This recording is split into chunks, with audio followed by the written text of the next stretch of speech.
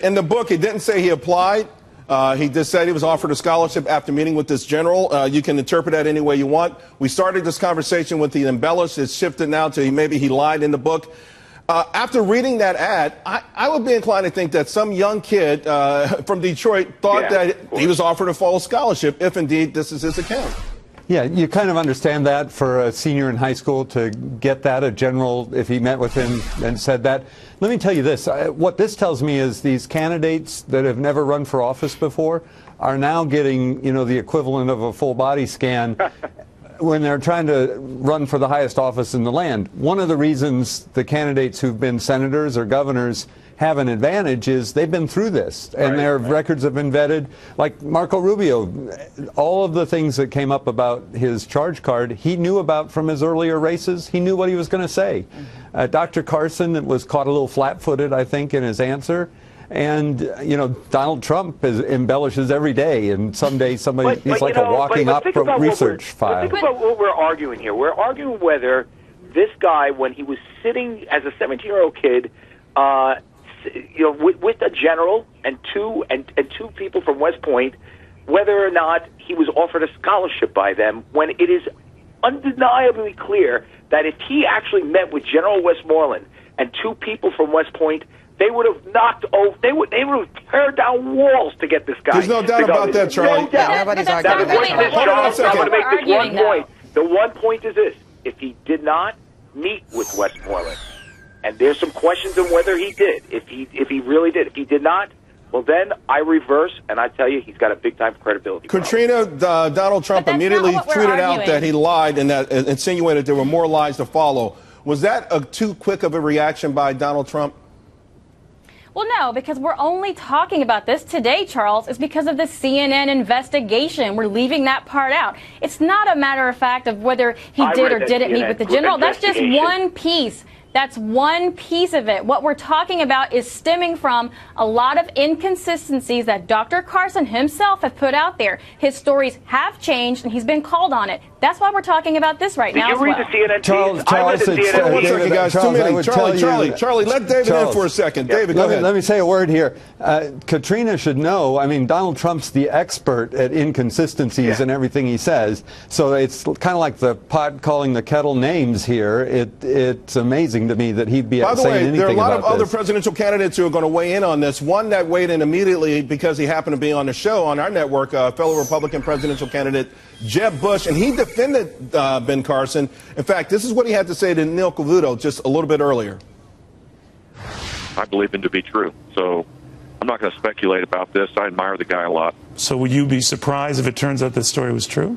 Yeah, I'd be very surprised because I just believe he's a person of integrity and I admire him.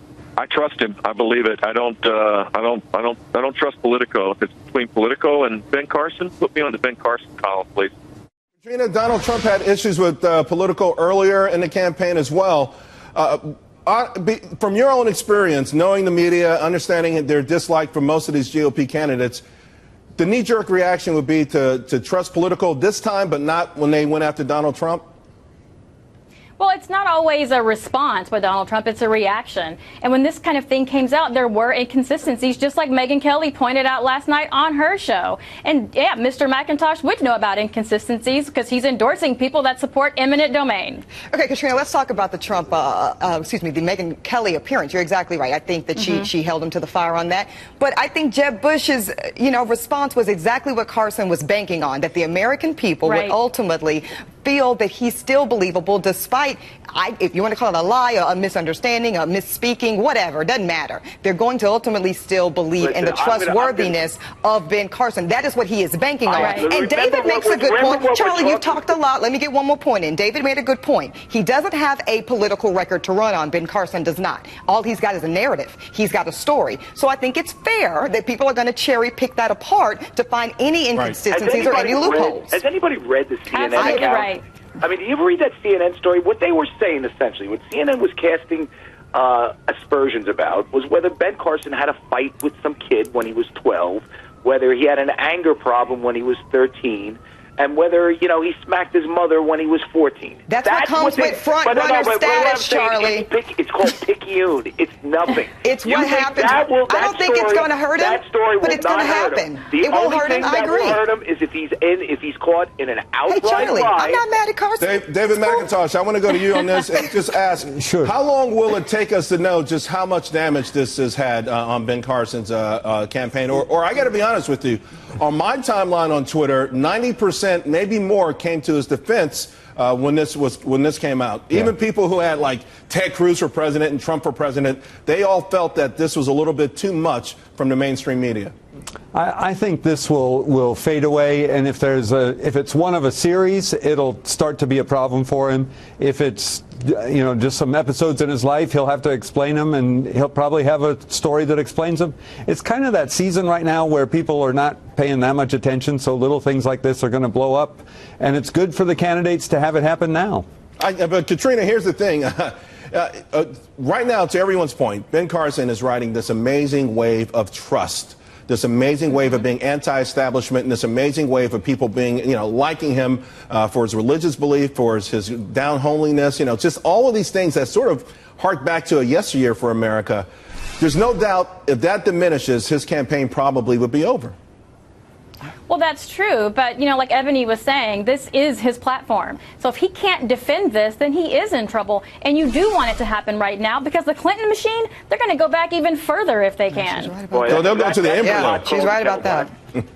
Go ahead, Eboni. Yeah, so here's the thing. We've got a saying in the law, Charles. There's what happened, and then there's what you can prove. Now, let's go to this CNN investigation about what happened. It would be CNN. Does Carson have to prove it? No, it would be CNN. They would have to prove that it didn't happen the way Dr. Carson is saying it did. And they didn't. And they didn't. Charlie, look, I'm not, we ain't got no problems, Charlie. It's all good. I'm sorry, we're not seeing each other face to face tonight. I know, I'm just messing with you, Charles, the really thing, and we're going to find out about this real soon. Yeah.